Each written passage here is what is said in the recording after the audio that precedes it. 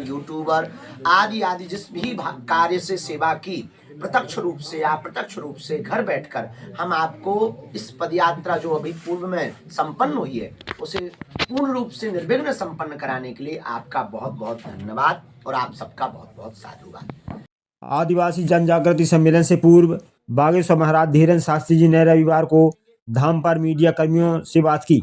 उन्होंने एक समुदाय को प्रकृति प्रेमी नाम देते हुए कहा, उस समुदाय को चुनाव के समय ही याद किया जाता है। यह समुदाय कौन है, हम आपको बताएंगे। उन्होंने हिंदू एकता पदयात्रा की भी चर्चा की, साथ ही कन्या विवाह, धर्मांतर करने वालों के साथ ही हिंदू एकता सहित अन्य मुद्दों पर भी बात की। उन्होंने कई सवालों के जवाब दिए। मित्रों राम राम, आप देख रहे हैं यूट्यूब चैनल खबर चंद्रनगर।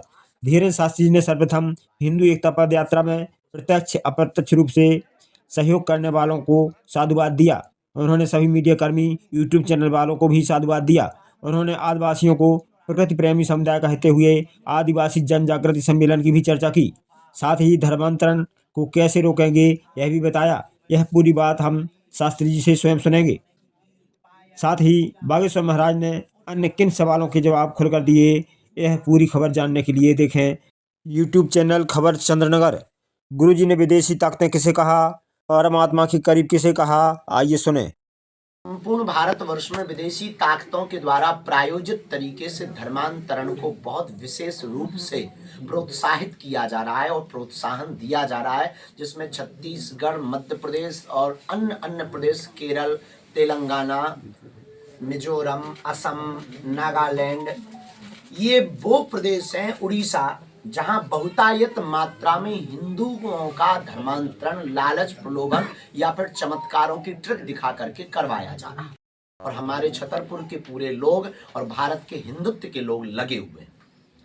एक समुदाय है जिसे हम प्रकृति मित्र कहते हैं।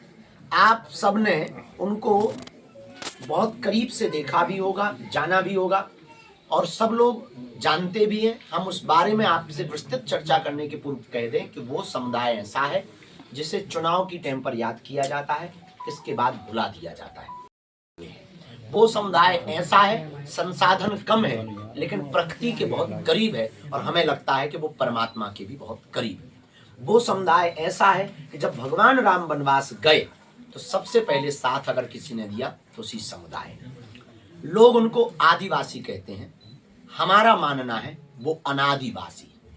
कुछ ताकतें, कुछ धर्म विरोधी ताकतें जो वर्तमान में कई जगहों पर पकड़ी गई, उनके मिशनों की पोल खुली है। लगातार जंगलों में जाकर के, गांव-गांव में जाकर के आदिवासी परिवारजनों को प्रलोभन दिखाकर, चमत्कार दिखा करके कन्वर्जन करवा रहे हैं, धर्मांतरण करवा रहे हैं।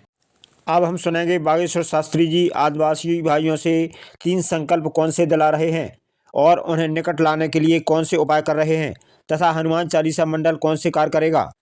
पर सड़क पर उतरने की जरूरत पड़ी तो वह सभी बागेश्वर हनुमान चालीसा मंडल के श्रद्धालु, सदस्य, मंडल के सेवादार एक साथ सड़क पर उतरने के लिए सेना के रूप में तैयार रहेंगे।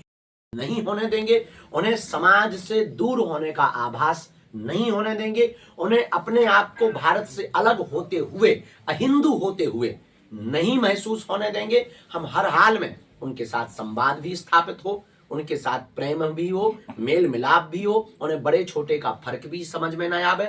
और इस बार 26 फरवरी को हमने 251 बेटियों के विवाह में 108 आदिवासी बेटियों का विवाह का जो संकल्प लिया, उसका उन्हें निमंत्रण देंगे। हनुमान चालीसा मंडल बना रहे हैं, उसके द्वारा 1-1 घंटे का आध्यात्मिक कोर्स वहीं के आचार्य या पुजारी या मंडल का सदस्य करवाएगा। बागेश्वर धाम में भी गुरुकुल 27 में प्रारंभ हो जाएगी, निर्माण कार्य प्रारंभ हो गया है। गुरुजी होगा कि हम हर हाल में धर्मांतरण के खिलाफ लड़ाई लड़ेंगे।